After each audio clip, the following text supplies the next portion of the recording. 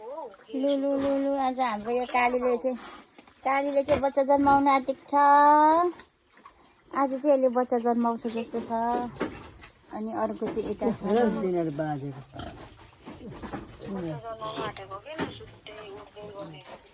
लु लु तिमी चाहिँ कता यता यिनीहरू यत्रा भए यहाँ राजाको कति यस्तो छ। यो दुईटा चाहिँ के ज्वारी खेलेको तिमीहरू चाहिँ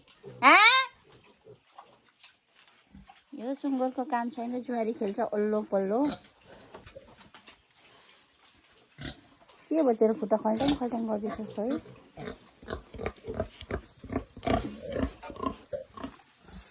फेरि यो चाहिँ बिड लाग्न बाँकी छ।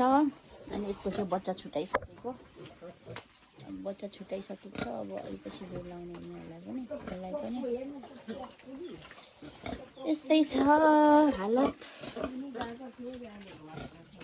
हालत यस्तै छ। के छ तिमीलाई कान्छी?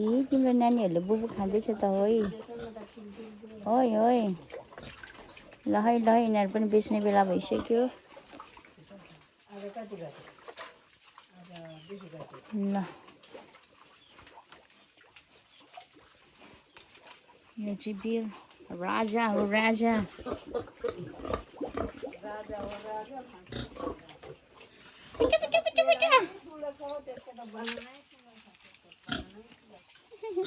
यिनीहरू चाहिँ यता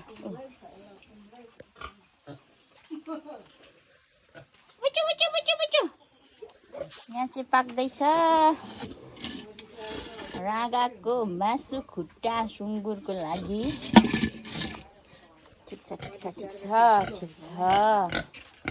के भयो तिम्रो बच्चा कहाँ गयो भनिदेऊ त। तिम्रो बच्चाहरू सबै बेचेर गयो है। तिम्रो बच्चा बेचिदिएको नि त। यहाँ मैले चाहिँ छुनु हुँदैन, पुक्लुकै ढलिहाल्छ।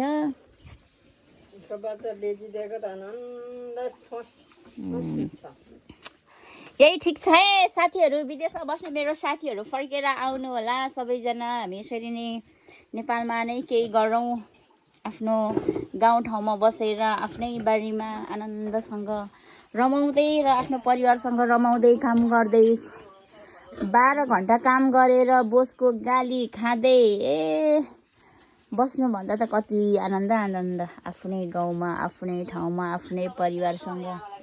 के कसो आमा भनिदिनुहोस् त।